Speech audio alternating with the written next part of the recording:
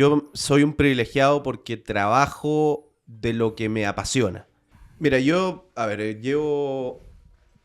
a 2025 y empecé así a trabajar continuamente el 2014 y es algo con lo que yo creo que, como eso de, pero está pitutado y no sé qué, es algo que yo voy a enfrentar, yo creo, hasta el último día que me dedique a mi oficio. O sea, yo soy una persona que ahorra mucho, soy muy ordenada, soy muy responsable financieramente con todo lo que tengo que pagar.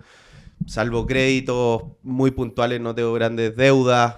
Y paramos en la Copec de Los Vilos y ahí estaba en la portada de las últimas noticias: Tito Fuyú fue detenido. Oh. No sé qué. Este programa es presentado por el mejor lugar para empezar a invertir. Y a nuestro nuevo auspiciador, si eres impaciente, Turisapres Cruz Blanca. Aquí en el podcast todo se ve clarito. Y aquí comienza Finanzas al Desnudo. Con ustedes, la novena maravilla del mundo, Francisco Ackerman. ¿Cómo están todos? Bienvenidos a un nuevo capítulo de Finanzas al Desnudo. Y tengo a mi lado un invitado espectacular. Algo que me va a traer probablemente a ambos recuerdos de infancia. Yo diría que incluso vivimos juntos por mucho tiempo, meses, años incluso. Se trata de Gonzalo Fuyú. Espontáneo aplauso. Y antes de dejarlo hablar, no sé si lo conocen, pero hoy día yo diría que es uno de los rostros destacados en el mundo del... No sé si la palabra es periodismo deportivo. Sí, está bien. Periodismo deportivo, hijo del gran Tito Fuyú, que fue la primera persona que me armó corbatas del colegio. Así que ahora sí que sí, bienvenido, grande. Que tenía ese... Juntaba corbatas, muchas. Bueno, un gusto estar contigo. Costó un poco el día, pero obviamente te tengo mucho cariño desde niño te conozco. Increíble ver tu evolución. Igual. Así que feliz de estar acá contigo y dispuesto a hablar de todo porque me conoces bien. Así que vamos a abrir el corazón. De todas maneras. Partamos, y eso sí, ya más por el principio. Dale. Para la gente que no te conoce, que no conoce tu historia, ¿cómo se origina Gonzalito? ¿Cómo parte la historia de esta pasión por los deportes y de entrar también en el mundo televisivo? ¿Cómo se crea todo esto? Bueno, desde niño yo diría, obviamente que tengo una influencia muy, muy marcada de mi padre. A mí no me tocó su época como jugador, no vi mucho de eso. Me pasa mucho que te para gente, te dice tu papá jugaba de determinada manera. A mí me tocó más su época de comunicador y obviamente que gran parte de mi identidad está muy asociada a eso. Yo me recuerdo que tenía con lo bueno y con lo malo, mis padres eran bastante permisivos cuando yo era niño. De repente, en vez de ir al colegio, podía irme a trabajar con mi papá y ver el mundo en el cual él se desenvolvía. Me fascinaba. O sea, en vez de estar en una clase de matemáticas, lo acompañaba a la radio y lo veía realizando su oficio, y obviamente que eso desde muy chico generó un impacto importante en la manera que yo tengo de ver la vida, no solo en el ámbito deportivo, sino que la figura de mi padre me llenó de muchas cosas, de la manera de cómo enfrentar la vida y todo eso. De todas maneras, de hecho, cuando yo faltaba al colegio me iba a la casa de Gonzalo. Sí. y me llamaba, una vez me llegó a llamar una Teníamos profe. una gran diferencia, sí. Tú eras muy bueno para las matemáticas, yo muy malo. Sí. Y después empieza el periodo que uno ya tiene que pensar en qué se va a desarrollar profesionalmente. ¿Por qué elegiste, por ejemplo, periodismo? ¿Cómo fue esa conversación con la Ángela y con Tito? A ver, yo soy un poco crítico de cómo es el sistema, por lo menos en nuestro país, a la hora de elegir una carrera. Como que yo creo que una persona tiene muy poco margen de error. Sí.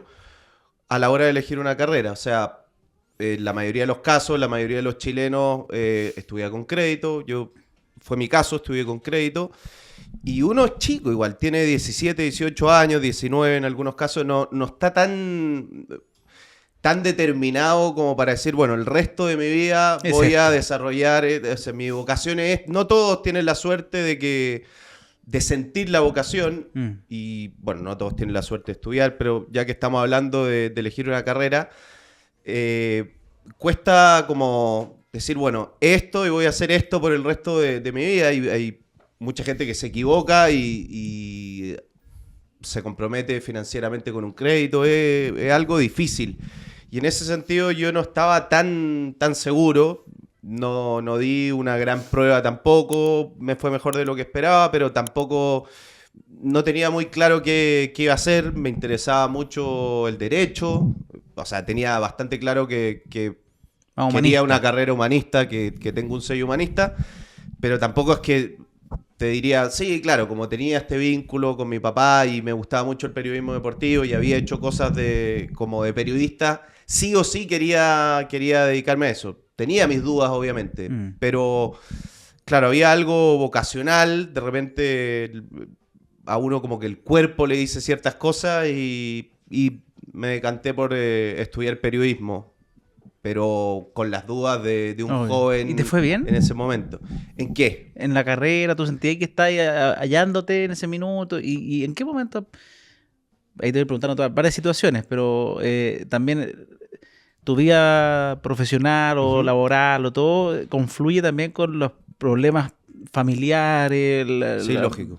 La parte financiera. Ahí quizás muchos no saben, por ejemplo, por qué estudiaste con CAE, que uno podría decir quizás, oye, Tito, si fue un gran futbolista y un gran comunicador, debería... ¿Qué pasó también en esa situación familiar y cómo afectan tu relación volviendo con un poco atrás, claro, él tuvo problemas económicos, bueno, tuvimos como grupo familiar, que además fueron de mucha exposición, porque era una figura muy importante, tuvo algunos problemas con impuestos internos y temas muy expuestos que lo llevaron al punto de estar en Capuchinos, que era ya no existe Capuchinos, que era como cárcel en ese momento, y son todas cosas que yo enfrenté desde muy chico y que hoy miro con perspectiva, y la verdad que me ayudaron mucho a desarrollar, a generar mayor empatía, a desarrollar mi sensibilidad. O sea, son cosas que en el momento fueron difíciles, como muy enfrentan difícil, muchos chilenos, digamos. Quizá acá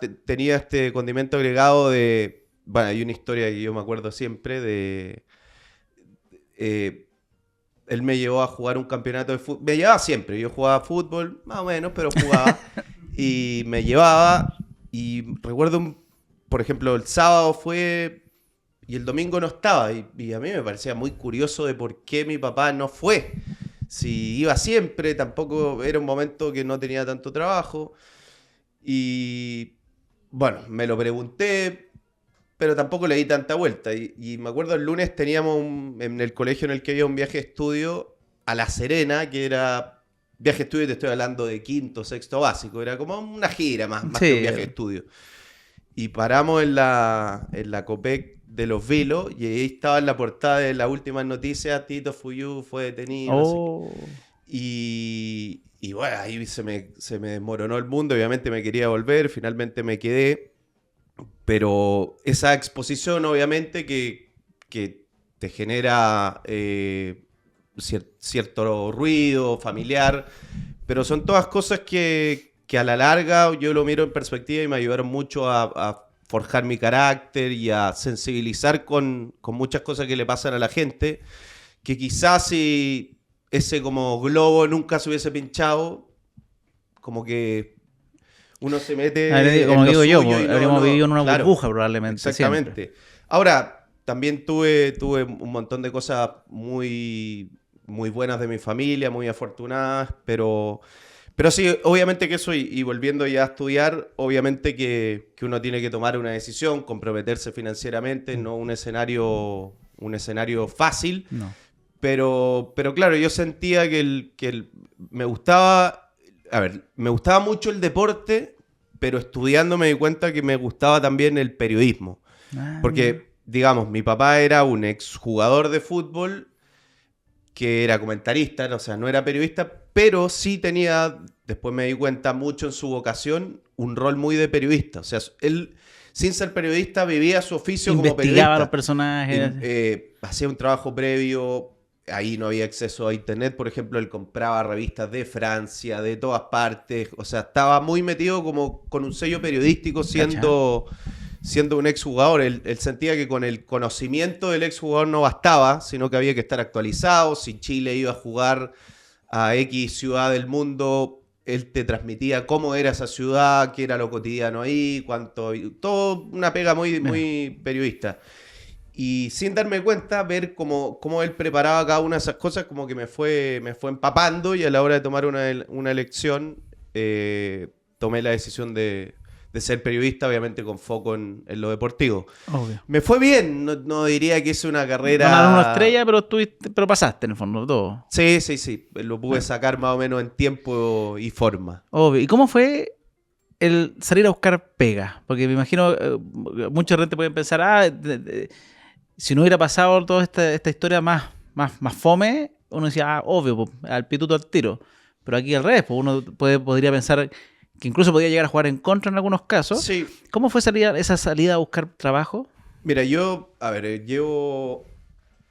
a 2025, y empecé así a trabajar continuamente el 2014, y es algo con lo que yo creo que, como eso de, pero está pitutado y no sé qué, es algo que yo voy a enfrentar, yo creo, hasta el último día que me dedique a mi oficio. Al principio le daba mucha importancia, cada vez menos, y creo que lo canalizo de la siguiente manera. Yo, a quienes tengan esa opinión, con mi trabajo hago todo lo posible para que tenga otra opinión, y bueno, si no la cambia y sigue manteniendo, después de todo el trabajo que realice la misma opinión, ya no puedo seguir perdiendo tiempo en cambiar esa opinión. No. Trato de hacerlo, y si no lo puedo, bueno, ahí, ya está. Y sí, obviamente que, tener digámosle, yo creo que le debe pasar más a los jugadores que son hijos de jugadores. Como que ahí es una mochila fuerte. O sea, por ejemplo, el hijo de Bartichotto, y ha pasado con muchos hijos de jugadores, que no debe ser fácil cuando está la expectativa de un gran nombre, el del padre, después de desarrollarse como futbolista, porque desde muy chico se habla de ellos, porque se espera mucho, porque hay mucha presión. La futura promesa, así como que ya viene la carga, aunque quizás ni les gusta. Claro, quizás querrían pasar más desapercibidos, ser uno más. Yo creo que ahí debe ser muy fuerte. En mi caso, sí valoro que, con esto que yo te contaba, que yo acompañaba mucho a mi papá a su trabajo, conocí mucha gente con la que hoy día, o sea, trabajo con gente que trabajó con mi papá, que es bien increíble, que no es contemporánea a mí, pero por la cual yo tengo un tremendo respeto. Y obviamente que sería mentirte si te digo que por lo mismo, por la gente que él conoció y todo, no he tenido posibilidades. Eso lo transparento. Ahora, al momento de hacer una práctica profesional, uno tiene que demostrar. Ahí entra a hacer no lo que a uno le gustaría. Y yo empecé a hacer algunas cosas medio mientras estudiaba. Y llega el momento en que te piden la práctica profesional. Pues había una práctica anterior, la hice, y la práctica profesional la hice en TVN. Ya. Y en TVN, me acuerdo, me hizo la entrevista a Hugo Marcone, ahí para entrar, de quien hoy, después mis amigos, tengo una muy buena relación porque tuvimos un programa de radio en Infinita. Y te haces la prueba, quedé, y ahí, bueno, me acuerdo fue diciembre, enero, febrero. Lo que más me acuerdo que ahí los equipos chilenos jugaban mucha Copa Libertadores y yo tenía que ir a dejarlo, ir a buscarlo. A veces hablaba de que un fichaje podía llegar y nunca llegó, y te comía ahí 8 horas en el aeropuerto. Y ahí hice mi práctica en TVN y me quedé trabajando en TVN, bueno, pero con un contrato que era... Yo vivía un poco al revés, era viernes, sábado y domingo iba a trabajar a TVN. Cacha. Ese fue como mi... Tu inicial. Sí, estuve un año haciendo trabajando viernes, de sábado. ¿De fin de semana? ¿Y la semana era tu fin de semana? Yo hacía otras cosas, hacíamos un programa con mi papá, yo lo ayudaba también a él en algunas cosas.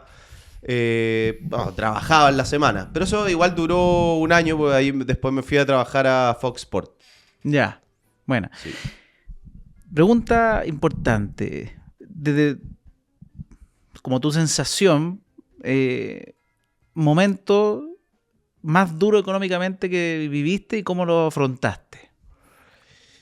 Más personal, no solo familiar. Había algo... Es que yo diría va más atado a lo familiar. Después yo te voy a contar el impacto que esto ha tenido en mis finanzas ya, digamos, de grande. Hace un momento duro fue... Ahora, tampoco... Yo te cuento porque me lo preguntas, pero... Digamos, la mayoría de la gente de Chile tiene inconvenientes, lucha por llegar a fin de mes. No quiero quedar como... empobrecido. Claro, no. para nada. Pero un momento nos pasaba mucho los embargos. Eso era... Bueno, los cortes de corte de luz y esas cosas, porque había muchas cuentas que no se pagaban y los embargos. Y me acuerdo que ya...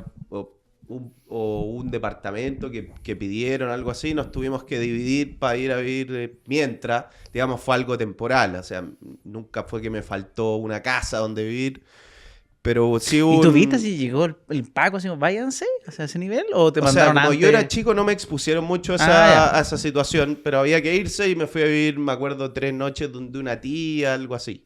Ya. Que era una situación rara porque yo quería estar en un momento papá, difícil con mi papá, con mi mamá, con mi hermana y fue como irte 4 o 5 días, no me acuerdo muy bien, donde una tía y como desarmar el núcleo familiar, que más allá de todos los problemas, igual todo queda ahí, fue un momento difícil, sí. Obvio. ¿Y cómo te marcó eso en tus finanzas personales en el futuro? Que me gustó eso que dijiste. Sí, yo creo que, a ver, no solo en la finanza, sé que este es un programa de finanzas, pero yo creo que todo lo que a uno le pasa sobre todo lo que a uno le pasa de niño, o sea, creo que la única, no sé, por ejemplo, mi papá tuvo diálisis. La manera en la que yo más pueda ser empático con la diálisis, con un tema de trasplante, es seguramente habiéndolo vivido yo o que alguien de mi círculo vive una situación así. Ahí porque aparte uno lo entiende realmente. Con la experiencia es cuando uno más desarrolla la empatía. Sí, es verdad. Y acá, bueno, las cosas que a uno le pasan cuando es chico, yo creo que le quedan muy marcadas. Sí. Y todo esto que te estoy contando, obviamente que ha llevado en cuanto a mis finanzas a tratar de ser ultra... Yo soy, digamos, un perfil... ¿Conservador? Muy conservador. He hecho negocios que han funcionado, otros que no, pero soy un perfil conservador y en ese sentido... como que estoy un poco desequilibrado en cuanto al ahorro. O sea, yo soy una persona que ahorra mucho, soy muy ordenada, soy muy responsable financieramente con todo lo que tengo que pagar. Salvo créditos muy puntuales, no tengo grandes deudas. Y todo eso está muy marcado un poco por lo que me pasó. Y ahí no he podido todavía encontrar el equilibrio. Afortunadamente puedo ahorrar, pero... meterle un poquito más de riesgo. Bueno, la vida igual se pasa, o sea, hay que vivirla. Bueno, ¿viste? Ahí tenemos una reunión pendiente. Bien, muy buena. Yo aprovecho de contarles que yo creo que Gonzalo sabía, o quizás no, que éramos muy niños, pero cuando mi familia pasó momentos muy trágicos económicamente, una de las salidas, que yo nunca supe por qué, pero tenía la fortuna de que éramos amigos, sí. Es que mi mamá me mandaba a vivir donde Tito. Esa era, aparte de ser amigo, era probablemente la única manera que tenía mi madre de que este cabro chico que tenía que mantener no estuviera en la calle, no estuviera en nada, no estuviera, y por eso yo decía, el tío Tito me hacía las corbatas, yo tengo mucho cariño. Te ordenaba. Me ordenaba para ir al colegio, todas las mañanas me iba a buscar la liebre para allá. ¿Qué opina ahí el público? No, nada, bueno, acá esto es una nueva sección que... Estamos innovando aquí contigo. Estamos Perfecto, innovando me y gusta. hacemos preguntas. Yo quería preguntarte algo, Gonzalo, ya que se conocían de niño, que nadie sabe cómo era Francisco de niño, todos sabemos que... Cabezón, muy cabezón. Así me decían cabezón. Todos sabemos cómo era de adolescente, no bailaba muy bien, vimos unos videos de Roja ahí más o menos. No, pero pues saber un poco, explicarle a la gente y contarles cómo era Francisco, cuál era su personalidad cuando chico. Yo te diría era un buen niño, así lo definiría. Yo independiente de todas estas cosas que te pasaban, que nosotros éramos niños, uno no... Para mí era un amigo para estar sí, en la casa, estar todo el día, no había término de... Jugando Zelda con la pasita. A buscar a las 7, 8 se va, ¿no? Me quedaba todo el día y...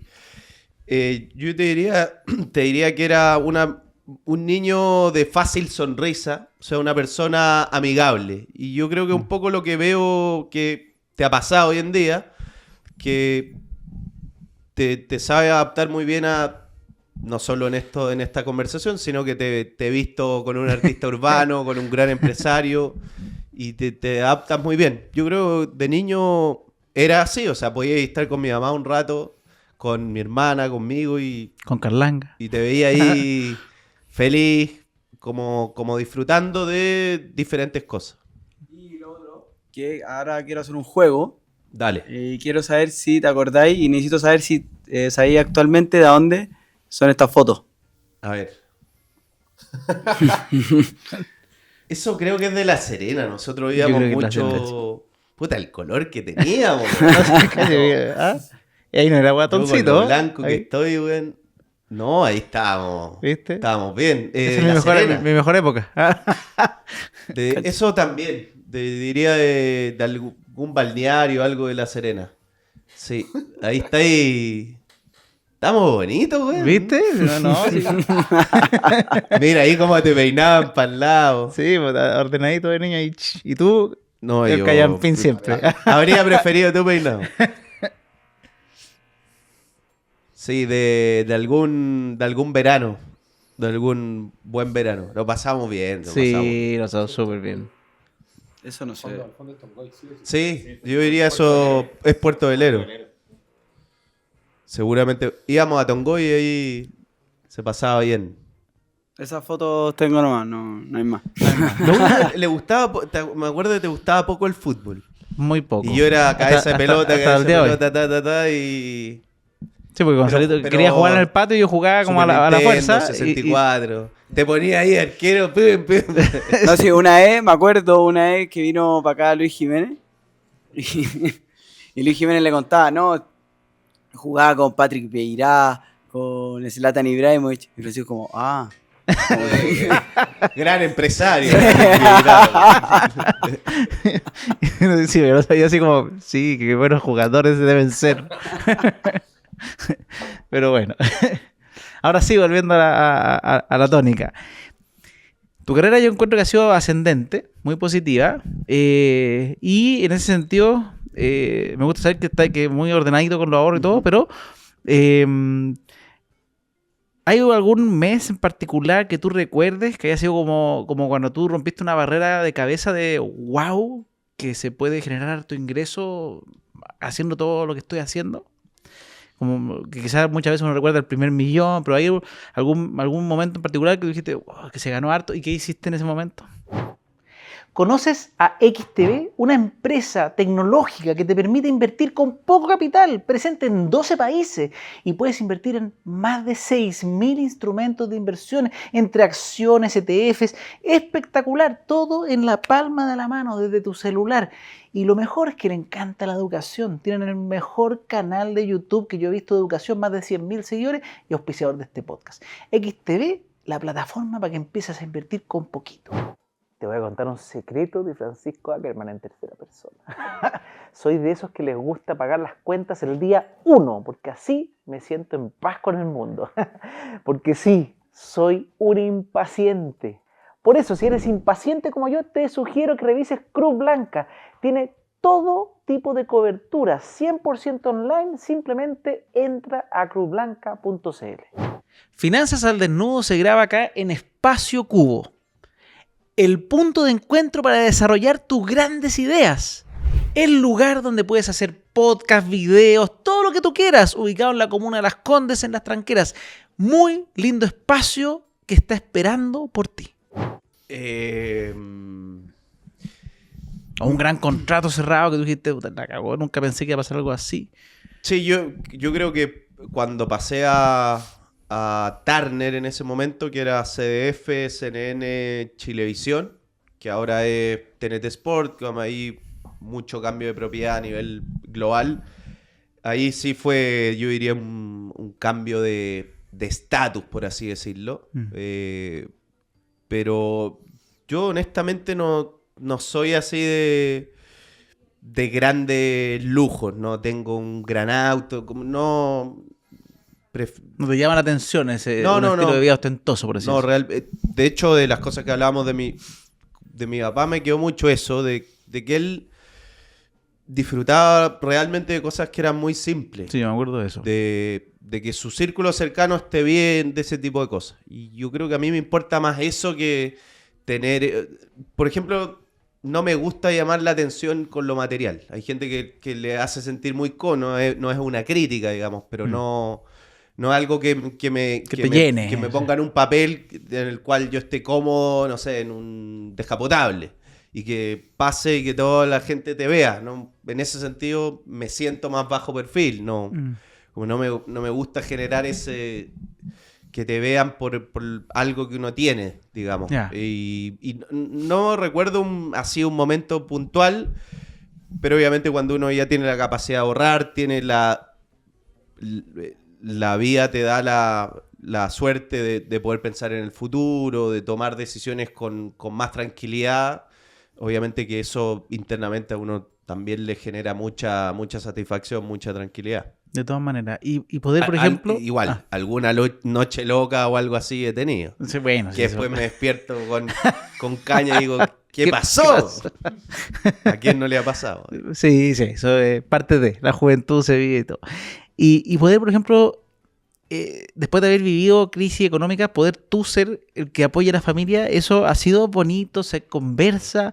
De hecho, cuando pasó todo esto, después ya más adulto, porque cuando es niño, no me imagino que trata todo de pasar como medio que no se manche en el fondo la conversación porque uno es cabro, pero más adulto, por ejemplo con tu mamá, he tenido conversaciones profundas sobre estos temas, cómo enfrentarlos, y has podido tú ser un apoyo familiar en ese Sí. sentido, así porque a mí me tocó, por ejemplo, ayudar a mi mamá hasta sus últimos días junto a mi hermano, y siento que en algunas cosas tenemos historias similares a veces que se nos van pasando. Totalmente. Bueno, sí. O sea, yo creo que es un poco el rol que ocupo hoy y es el que me toca y obviamente que como que uno de afuera le pierde un poco de perspectiva.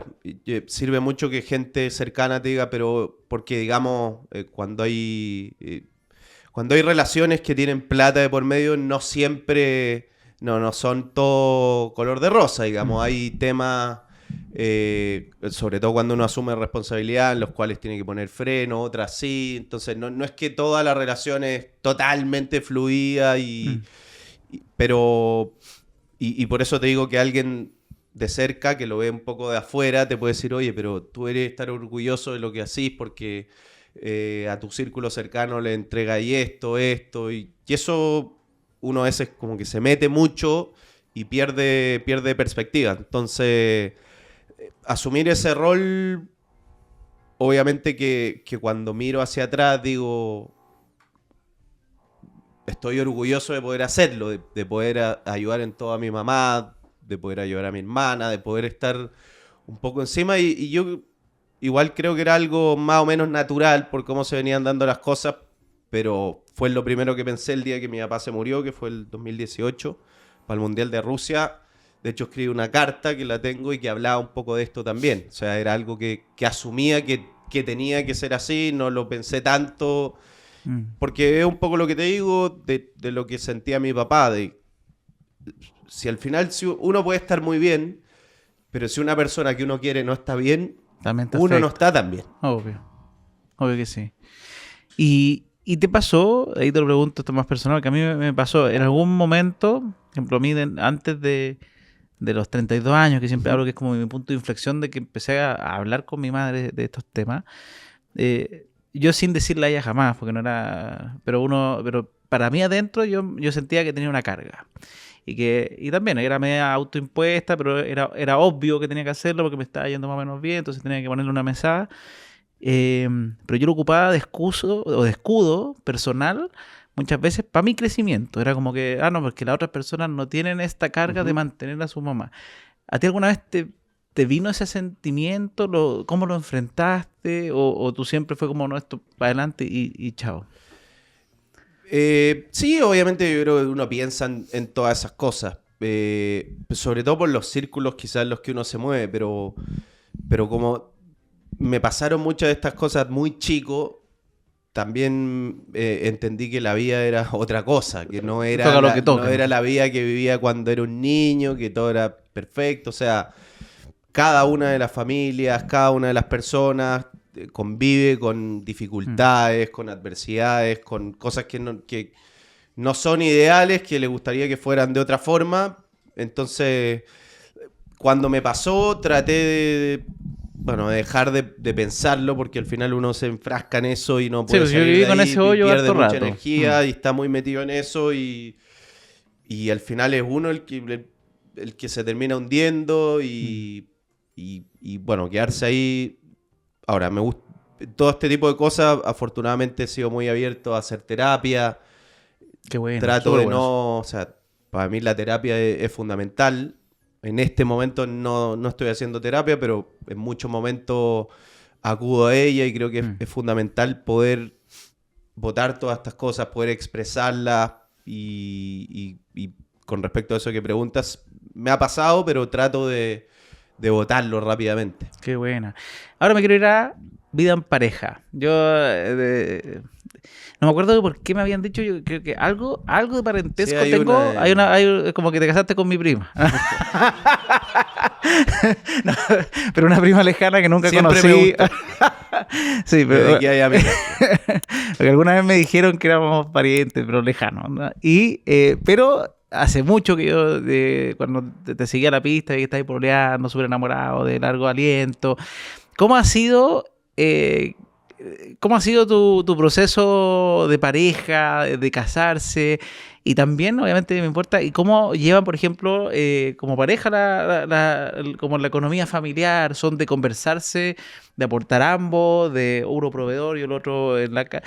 ¿Cómo han hecho su dinámica familiar en torno, por ejemplo, a estos temas que muchas veces no se hablan o ustedes igual lo conversan? A ver, lo primero es una relación muy sana que ha tenido, como todas las relaciones, largas, porque yo llevo bastante Sí, tiempo, tú ya es harto. alto y bajo, y lo importante es que yo diría, la complicidad y la cercanía y la sensibilidad que pueda existir en momentos no tan buenos, creo que es fundamental. Sí, Yo no me casé así rápidamente porque creo que es fundamental. Hoy día siento que en general las cosas son muy desechables. sí. Todos, no solo un compromiso como el del matrimonio, sino los trabajos. Y yo veo las cosas de otra manera, trato de dar paso firme y por eso sentía que, por ejemplo, convivir antes de casarse era muy relevante porque uno conoce Mala persona. otras cosas, choca o se acomoda a diferentes cosas y en ese sentido creo que dimos el paso ambos en un momento en el que ya estábamos maduros con lo que significaba la relación y que no iba a ser algo desechable. Uno nunca sabe el éxito y fracaso que pueda tener una relación o en un momento en el que se pueda desmoronar, pero por lo menos estábamos bien seguros y con una relación consolidada para dar ese paso. Y después, sí, tenemos la complicidad de conversar todas las cosas que pasan puerta adentro, como el manejo de las finanzas. Ella trabaja, le va muy bien, me gusta que así sea, que me gusta como, o ni siquiera la palabra me gusta, creo que la sociedad hoy está siendo mucho más como debió haber sido, que la mujer tenga otro rol en cuanto a la sociedad y no el que tenía hace muchos años. De esperar casi que en la casa. Claro, o sea que la independencia y en ese sentido sí hay muchas cosas que las hacemos en conjunto, otras individualmente, pero todo se está consensuado, conversado. Buena. ¿Tienen cuenta en común o se mantiene todavía todo separado? No, está todavía todo, Muy todo bien. separado. Es y no tienen ¿Tú tarjeta de tienes carta. cuenta en común? Sí, ¿Sí? Es que tenemos una empresa que somos socios los dos. Bueno, Al hay final una ahí- tarjeta así que... y- La del la- matrimonio, de hecho. Ah, esa es la tarjeta que paga la casa. Claro. O cosas de la casa. Cosas de casa. sí. Buena. Sí, nosotros al principio no, obviamente todo separado, pero después partimos con una tarjeta, que era nosotros le decíamos la tarjeta familiar, que pagaba la salida a comer de los dos, cosas de ese estilo, los muebles. Y después cuando ya nos hicimos socios, porque al final todas nuestras empresas son 50-50, ya estamos cagados. Porque nosotros mismos nos pagamos los sueldos. Y si yo me pago mal, oye, ¿por qué te pagaste? Yo también. Ahora, algo que me gustaría destacar mucho de mi pareja es que ella tiene mucha tolerancia, mucha paciencia, ella se adapta mucho a mi ritmo de vida. Eso te voy a preguntar, porque la pega del mundo televisivo, una cosa que la caracteriza, yo diría, es que tienen mucha una mezcla entre exposición, pero también de trabajos de noche, Sí, eventos sobre todo sociales. eso, yo soy periodista deportivo y trabajo, si no todos, casi todos los fines de semana del año. Cáchate. O sea, son pocos, digamos, los fines de semana que no trabajo. O sea, tenés que tomártelo Y prácticamente. hay muchas cosas familiares a las que yo no puedo ir y Mira. la calma, la paciencia, la empatía, yo diría que ella tiene como para entender que hay cosas que sencillamente no puedo, son muy Mira, qué potente elogiables y me encanta que así sea y facilita mucho mi rol, mi trabajo, el saber que las cosas las entiendo. Igual, digamos, esto también pasó desde el inicio. Yo me acuerdo de un 14 de febrero, yo vivía con 3 amigos y algunos estábamos empezando a pololear y eso, y hicimos una celebración en la casa. Pero recién conociéndonos, o sea, llevábamos 2 meses, algo así. Y uno está en otro periodo, en la conquista, midiendo cada uno de los pasos que da, le digo, no le digo, hago, no hago, regalo, no regalo. Y me acuerdo que ya teníamos todo listo y me llama un jefe que se había caído alguien para la Noche Alba. La Noche Alba es cuando Colo-Colo presenta su refuerzo, un evento muy tradicional, que era 14 de febrero. Y se cayó no sé quién, no va a poder hacerlo, te necesitamos en la Noche Alba. Y hay cosas en las que es difícil encontrar el límite en cuán no ser un soldado del trabajo, pero entender también que hay cosas que... Probablemente es una etapa temprana que era una buena oportunidad también. Totalmente. Y hay eventos que uno no... O sea, no sé, yo comento partido del fútbol chileno. Yo sé que si tengo un evento, un matrimonio o algo así de alguien muy cercano, mis jefes obviamente me dejan ir y todo, pero yo sé si un evento topa con un clásico, no es tan sencilla la ecuación. Digamos, hay cierto hito deportivo que uno tiene, creo yo, que estar disponible porque son momentos de quiebre en el deporte y en la carrera de uno. Bueno, y volviendo a esa historia, y fui, tampoco, digamos, tenía tanto margen, o sea, te necesitamos. Y eres cabro nuevo, compadre. Y fui, la Noche Alba, por ejemplo, empezaba a las 8, terminé a las 2, llegué a la misma celebración porque siguió todo adelante y ella estaba con mi amigo y yo llegué a las 2:30, había empezado 3 horas antes y bueno, desde el inicio... O sea, te conoces desde el principio así. Claro, que fuera de broma es importante. Sí, pues él te dijo ya, a esto voy si es que voy. Pero también pienso constantemente en esto a la hora de ser papá. O sea, quiero ser un papá, todavía no soy papá, me encantaría hacerlo, quiero ser un papá presente, quiero no perderme tantos momentos. Y eso es un tema, o sea, es algo que me converso internamente todo el tiempo. ¿Hasta qué punto está la relevancia del trabajo? Que yo le doy un lugar súper importante y no descuidar lo más valioso, que es la familia, Sí. que es un proceso de paternidad, que hay ciertas cosas que pasan que después uno ya definitivamente no puede volver el tiempo atrás. Sí, pero se puede. Yo estaba con la pega a mango y uno igual se busca los tiempos. ¿La teleserie estuviste ¿Ah? a mango? Te como yo con los jugadores de fútbol. pero sí, se puede, todo se puede. Hay que seguir los espacios. Eso te faltó. ¿Ah? Te faltó una miniserie de chico, güey. Una miniserie. Sí, te faltó. Habría sido interesante. Podría... Yo quería irme ahora al plano, porque ya estamos como en pareja, en las pegas. ¿Qué crees? Y eso sería bueno para los jóvenes quizás que estudian periodismo, que les interesa este mundo.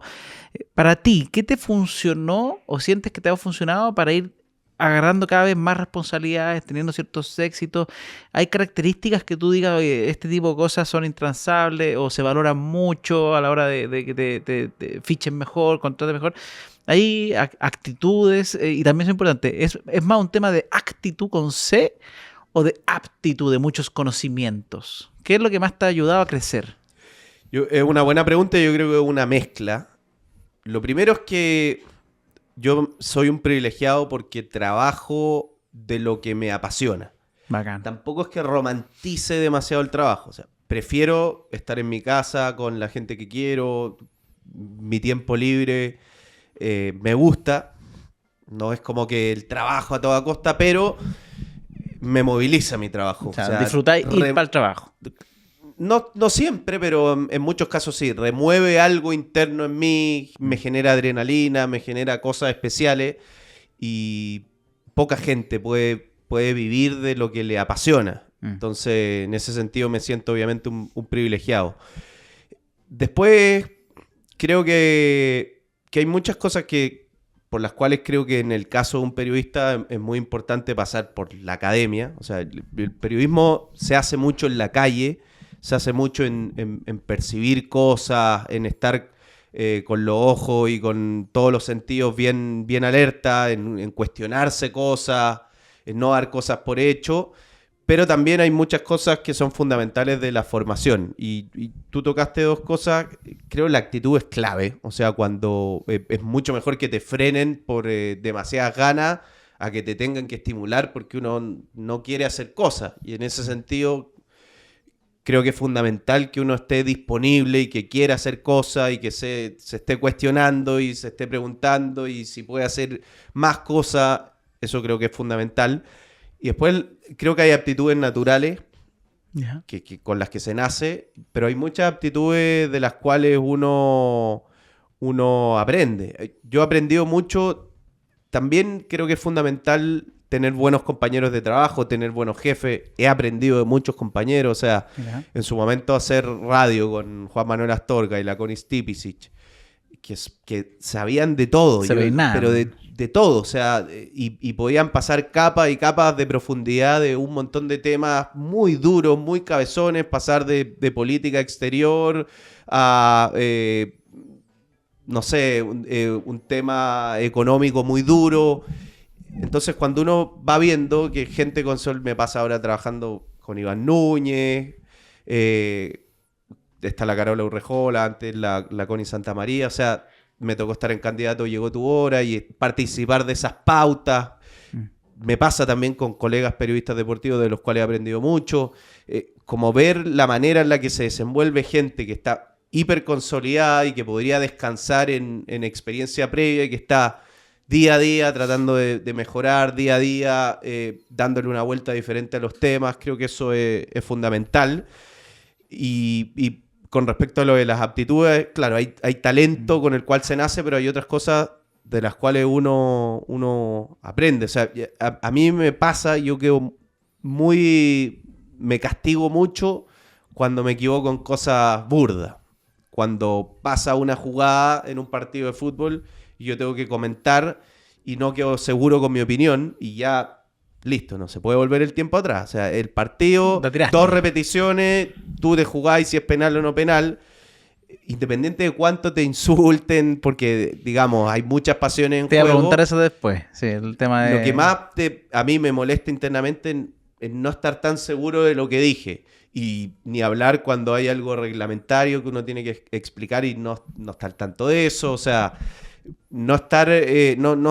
y por eso...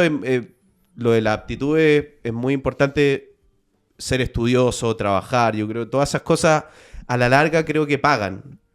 Puede que en algunos casos no, pero si hay un buen jefe, si hay un buen entorno de trabajo, porque si no el jefe, algún compañero va a decir, ese cabro es bueno, tiene una mirada distinta, está preparado, dice cosas que nosotros no tenemos consideradas, nos dio un dato, reporteó algo... dice que tal jugador va a llegar a tal equipo y finalmente eso pasa, esas cosas te validan. Entonces creo que dedicar ese tiempo es fundamental. Mira, tengo la última pregunta para ir ya cerrando. Tengo dos últimas preguntas. Una es, ¿cómo lidias con el hate que existe en este mundo del fútbol que es súper pasional y las redes sociales a veces hacen pebre, una posición u otra, a veces irracionalmente incluso, y a veces quizás porque uno se equivoca, las dos están, los dos veredas. Me imagino que cuando te equivocas y tú sentís ya, sí, la cagué, pero cuando no sientes que estás haciéndolo bien y aún así hay un hate odioso, ¿cómo has lidiado eso de las redes? Es difícil. O sea, digamos, como nace desde algo incómodo, algo difícil, que yo incluso he trabajado en terapia. O sea, he armado cierta herramienta de... Porque me pasó alguna vez que comentando un partido había una jugada polémica y yo me metí a Twitter a ver qué decían de esa jugada polémica. E incluso no hablando sobre lo que yo dije, sino penal, no penal, penalazo, no sé qué, te termina condicionando de alguna manera. Entonces, he hecho ciertos rituales de antes, durante y después, enfrentar eso a la hora de, por ejemplo, comentar un partido, de un gran evento, desintoxicarse un poco de eso, no consumir, no ver. Y obviamente que no es fácil, porque algo que lo he escuchado mucho, que es muy cierto, uno puede ver 10 comentarios buenos sobre uno, y uno mira el malo, y hay uno o dos malos, sí. y uno se queda con eso. Sí. Y después, cuando va manejando, va pensando en ese comentario. Sí. Entonces, lo he trabajado bastante, trato de... Por ejemplo, a mí yo tengo un problema, que Twitter era una red social que me encanta. O sea, si hay una red social que a mí me gusta, es Twitter. Y en Twitter trato de tener como soy igual, una relación súper horizontal, como sigo a gente que me seguía y la sigo y yo le comento, o sea, no... Y ahí aprendo de mucha gente y lamentablemente por un poco el lugar en el que he ido adquiriendo, para no enfrentarme todo el tiempo al hate, como que cada vez estoy más desconectado de Twitter, cada vez opino menos en Twitter. Entonces, también creo que es fundamental entender que muchas cosas no son personales. Hay cosas que están circunstancialmente. Yo estaba comentando ese partido y me cayó porque me tenía que caer nomás.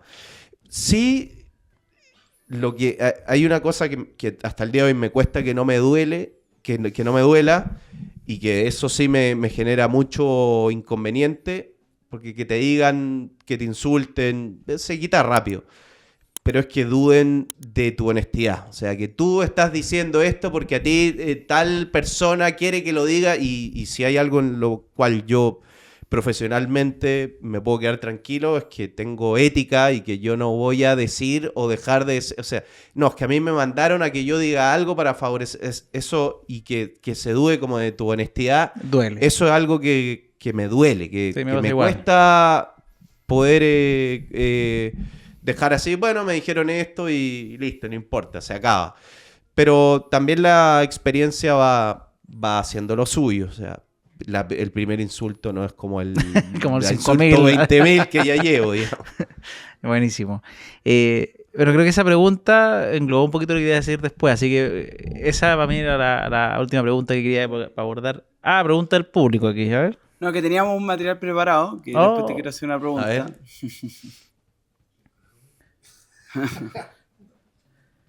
¿Qué jugador de Palestino cometió penal contra Everton con la mano? El día de las pichulas de Mira.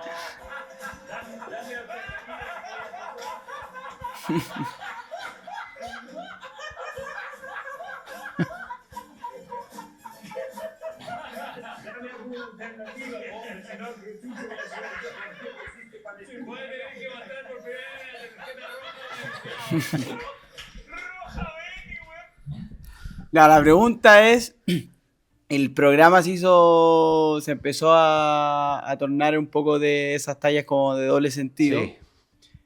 Se preparan, ¿cuál es como lo que se habla detrás? Como, este programa lo vamos a hacer más serio, este programa ya... Porque hay programas que verdaderamente no hablan de fútbol, sino que es solo de eso. Entonces, como es una pregunta para que la gente sepa un poco de cómo preparan esas pautas o si va saliendo realmente natural. Bueno, ese programa es Todos Somos Técnicos de TNT. Yo creo que el éxito que ha tenido, que lo ha tenido por quienes lo integraron desde el origen, es que de verdad que esto es muy cliché, pero cuando uno se muestra de verdad cómo es, eso Brilla, penetra sí. de otra manera, yo creo, en alguien que está viendo en su casa.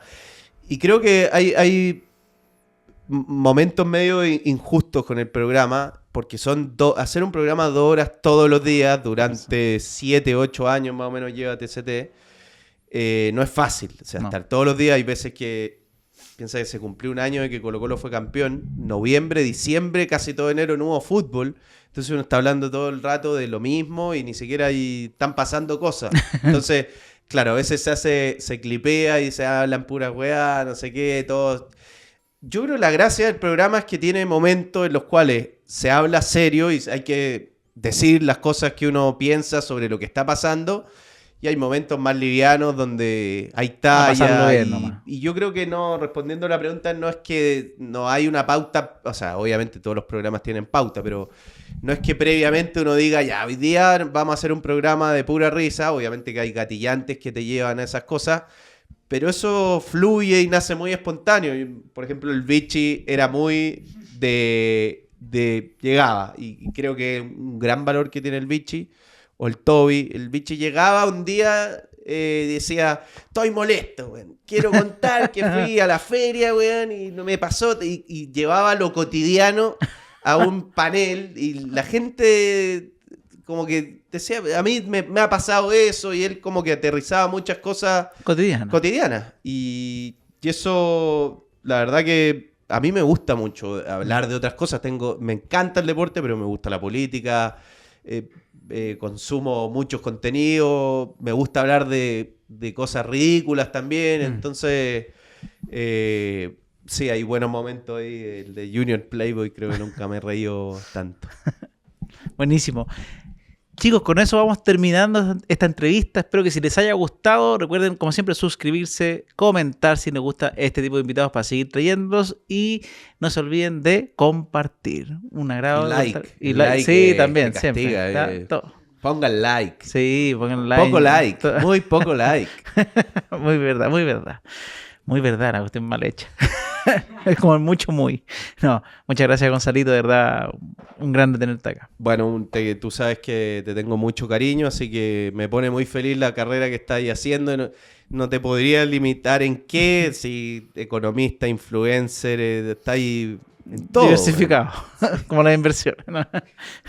Así Sí. que me alegro que te vaya muy bien. Gracias, igual. Y que veo que no... Tu honestidad, tu sonrisa, tu facilidad con la que te desenvuelves con todas las personas no cambia, así que me alegro por eso. De todas maneras. Muchas gracias a todos. Que todos tus millones no te han cambiado.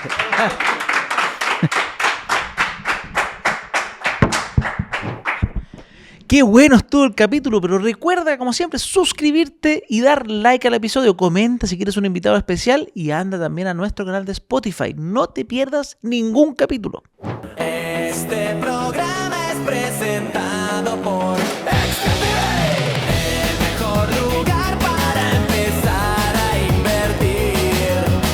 Y a nuestro nuevo auspiciador, si eres impaciente, tu ISAPRES Cruz Blanca.